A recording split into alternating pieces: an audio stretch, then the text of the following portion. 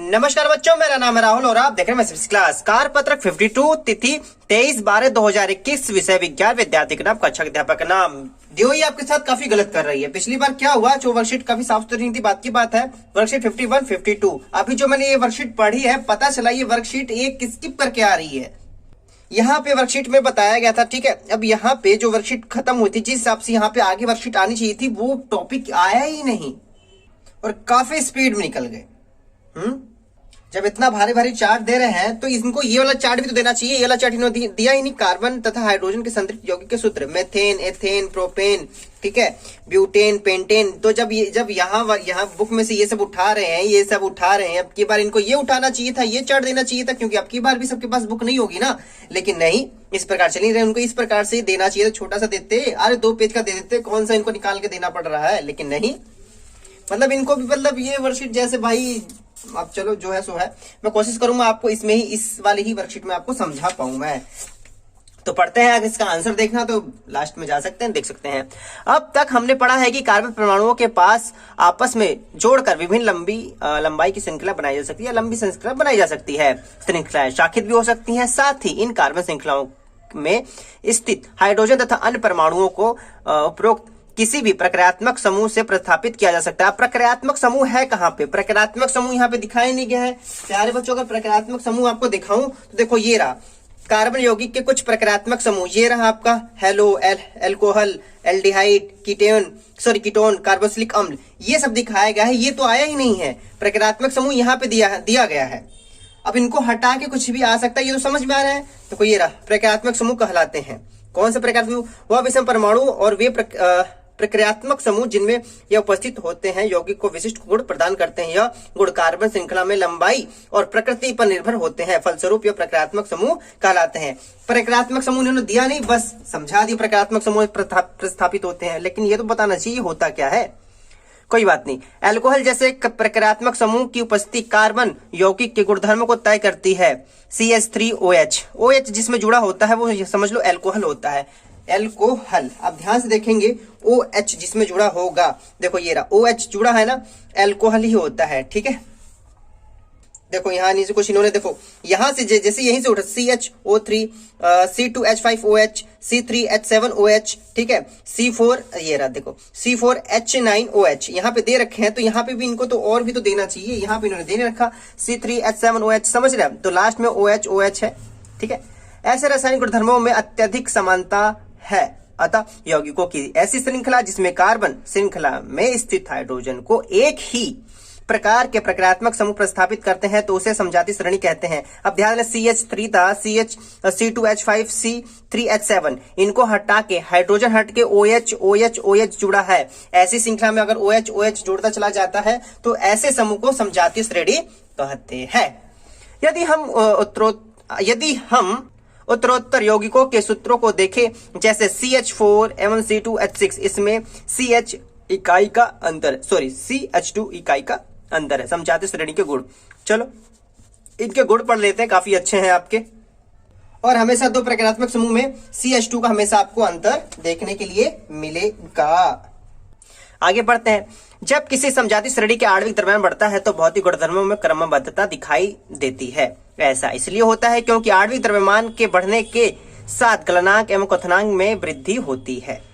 किसी विशेष विलायक में विलेयता जैसे भौतिक गुणधर्म भी इसी प्रकार की क्रमबद्धता को दर्शाते हैं, किंतु पूर्ण रूप से प्रक्रियात्मक समूह के द्वारा सुनिश्चित किए जाने वाले रासायनिक गुण समझाती श्रेणी में एक समान बने रहते हैं, ठीक है। अब यहाँ पे आपका एल्कीन का आ गया, एल्कीन, ठीक है। मेरी जो नोट्स है जिससे मैं बच्चों को पढ़ाता हूँ, ठीक है, वो ये देखो, कार्बन का अप्रूप, कार्बन के 3 अप्रूप, हीरा, ग्रेफाइट, फ्लोरीन अलग अलग से है, ठीक है। हीरे की संरचना फिर बताते हैं, ठीक है। कार्बन की सर्वोत्तमुखी श्रृंखला, चतुसंयुक्ता, समयावता इन्होंने वर्कशीट में बताया ही नहीं, कोई बात नहीं, ठीक है। हाँ, ये रहा हाइड्रोकार्बन प्रकार, संतृप्त, असंतृप्त, ऐसे इनको बनाना चाहिए था, लेकिन इन्होंने ऐसे बना ही नहीं रखा है, ठीक है। देखो एल्केन, एन होता है, एल्कीन, एल्काइन, तो 3 होते हैं, एल्केन, एल्कीन, एल्काइन। एल्केन में एक आबंध, एल्कीन में 2 आबंध, इसमें 3 आबंध। पहले पे methane, ethane, propane, butane, pentane. इस प्रकार से ये बच्चों पेन है खराब हो चुका है, ठीक है। लेकिन फिर भी आपको अच्छी तरह समझाने की कोशिश करूंगा मैं, ठीक है। अब यहाँ देखो मेथेन, एक में होता है methane, ethane, propane, butane, pentane, इस प्रकार से और भी बनाए जाते हैं संरचना सूत्र, और इसका आपका बिंदु संरचना भी बनानी पड़ती है, ठीक है। इस प्रकार से एल्कीन का इतने सारे आपको बनाने पड़ते हैं, एल्काइन का इतना सारा बनाना पड़ता है, तब चीज आपको समझते हैं। मेथाइन, एथाइन, प्रोपाइन, इसमें प्रोपीन होता है, ये इसमें प्रोपाइन हो जाता है, क्योंकि आपका एल्केन जो होता है एक सिंगल आवाज उसमें एन होता है, इस वाले में कीन जोड़ते हैं, इसमें आइन जोड़ देते हैं, ठीक है। और आगे कुछ है प्रक्रियात्मक समूह, देखो इसके बाद यही आना था 2019-20 में बताया था, ये इंपॉर्टेंट है। और यहाँ पे प्रक्रियात्मक समूह उनको ये बताना चाहिए थे प्यारे बच्चों, यहाँ से आप स्क्रीनशॉट ले सकते हैं। अल्कोहल में OH होता है, यहाँ देखो, ये देखो OH अल्कोहल, ठीक है। बाकी को हैलोजन बोलते हैं, ये OH अलग से आता है। क्लोरीन, ब्रोमीन, आयोडीन, होता क्या है कार्बन यौगिक की IUPAC नाम पद्धति। इस वर्कशीट ज्यादा लंबा नहीं खींचूंगा मैं, ठीक है, इतना ही बताना चाहता हूँ। अगर नाम लिखना सीखना चाहते हैं आप, किस भी प्रकार का किस प्रकार से नाम लिखे, तो आपको बता सकता हूँ। ये नाम के ये चीजें आती तो नाम के आगे, फिर ये पहले अगर एक कार्बन है तो मेथ, 2 कार्बन तो एथ, 3 कार्बन है प्रोप, 4 कार्बन है ब्यूट, 5 कार्बन है पेंट, 6 कार्बन होते हैं हेक्स, 7 कार्बन होते हैं हेप्ट, 8 कार्बन होते हैं ऑक्ट पढ़ते हैं। बाकी आबंध में एन, डबल आबंध है तो इन, 3 आबंध है तो आइन पढ़ते हैं, ठीक है। तो ये नाम लिखना अगर आप कहोगे तो बता दूंगा, लेकिन ये वर्कशीट जिस हिसाब से भेज रहे हैं काफी मतलब कुछ चीजें कम समझाने की कोशिश कर रहे हैं, मतलब कि ठीक है। आपके स्कूल जो वर्कशीट अगर सर करा रहे हो तो देखते पता नहीं किस हिसाब से करा रहे हैं, करा नहीं रहे हैं, ठीक है। ये चीज इनको देनी चाहिए, ये उन्होंने दी नहीं है, ठीक है। पेंटेन के लिए आप किस संरचनात्मक समन्वय का चित्र कर सकते हैं। चलो बाकी मैंने जो समझाना था वो मैंने दिखा दिया, थोड़ा सा समझाती है ये वाला, ये उसी वाले में कवर हो जाता है आपका। तो चलिए आते हैं इसके प्रश्न उत्तर को जल्दी से कर लेते हैं। पहला है समजाति श्रेणी को परिभाषित कीजिए। C2H5OH का नाम एवं संरचना सूत्र लिखिए। अब इसका नाम कैसे लिखोगे आप? माना संरचना सूत्र आप बना लेंगे, लेकिन नाम कैसे लिखेंगे प्यारे बच्चों? आपको C2 है, याद रखना। C2 मतलब C जो कार्बन है कितने हैं? 2, ये हो जाएगा एथ, ठीक है। उसके बाद H5 मतलब 2 गुने से 2 अधिक, क्योंकि 2 दूना 4, 4 तो 6 हो जाता है, लेकिन एक H हटा रखा है तो 2 गुने से 2 अधिक है, तो मतलब आपका सिंगल बॉन्ड, ठीक है। तो देखो ये डबल बॉन्ड बंद है यहाँ पे, तो सिंगल बॉन्ड एन, तो ये आपका एथेन हो जाएगा। लेकिन इसके आगे OH भी लगा है, इसके आगे OH देखो ये प्रकारात्मक समूह OH को अल पढ़ते हैं, तो एथेनल क्या हो जाएगा? एथेनल। इस प्रकार से नाम लिखा जाता है। तो पहले मैंने तो नाम लिख लिया है ताकि आप लोगों को ज्यादा दिक्कत ना हो प्यारे बच्चों, ठीक है। यहाँ पे इस प्रकार से यौगिकों की ऐसी श्रृंखला जिसमें कार्बन श्रृंखला में स्थित हाइड्रोजन को एक ही प्रकार का प्रक्रियात्मक समूह प्रतिस्थापित करता है, उन्हें समजाति श्रेणी कहते हैं। जैसे एथेनॉल, इस प्रकार से बन गया इसका नाम। C2 में था, याद रख लेना OH। तो और इसके बिंदु संरचना और ये आपका आबंध संरचना भी यहाँ पे देख सकते हैं आपका, ठीक है। समजाति श्रेणी में क्या होता है देखो, C3H7, अगला क्या होगा C4H9। हम दोनों में अंतर देखोगे, CH2 का अंतर है 7 2 9, 2 बढ़ रहा है, 9 2 11, 2 बढ़ रहा है, और कार्बन एक है, एक का ही अंतर चल रहा है यहाँ पे, तो CH2 का ही अंतर होता है समजाति श्रेणी में। और OH लग रहा है, ये समझने के लिए लिख सकते हैं, लेकिन उम्मीद है मैं आपको अच्छे से समझा पा रहा हूं, ठीक है। क्वेश्चन नंबर 2 पे चलते हैं। कार्बन यौगिक के एक समजाति श्रेणी का सामान्य सूत्र CnH2n है। इस श्रेणी के तीसरे एवं चौथे सदस्य का आणविक सूत्र लिखिए। चलो ठीक है, तीसरे और चौथे CnH2n है। C 3 ले लें तीसरा, तो 3 दूना 6, H6 हो जाएगा।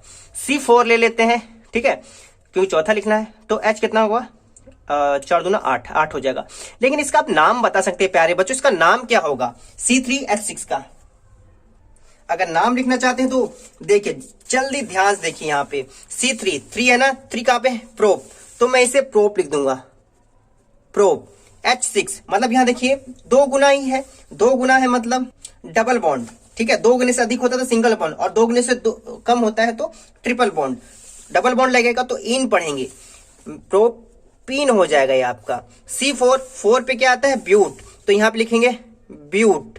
अब यह वही है, 2 गुने वाला है, 2 गुने वाले पे डबल बॉन्ड वाला है, इन ब्यूटीन हो जाएगा आपका। तो इसका है ब्यूटीन नाम, इसका है प्रोपीन नाम। तो नाम लिखना भी अगर सीख जाएंगे तो अच्छी बात है। वैसे नाम लिखने के लिए इसने नहीं बोला था, लेकिन उम्मीद है मैंने आपको काफी अच्छे से समझाया होगा। मैं CBSE क्लास की इस वीडियो को देखने के लिए धन्यवाद। अगर आपने अगर टर्म 2 का सिलेबस नहीं देखा है कि आपके टर्म 2 में क्या क्या आने वाला है, तो आप वो भी देख सकते हैं। मैंने इसके ऊपर वीडियो भी बना दी है। मैं CBSE क्लास की इस वीडियो को देखने धन्यवाद। जय हिंद, भारत।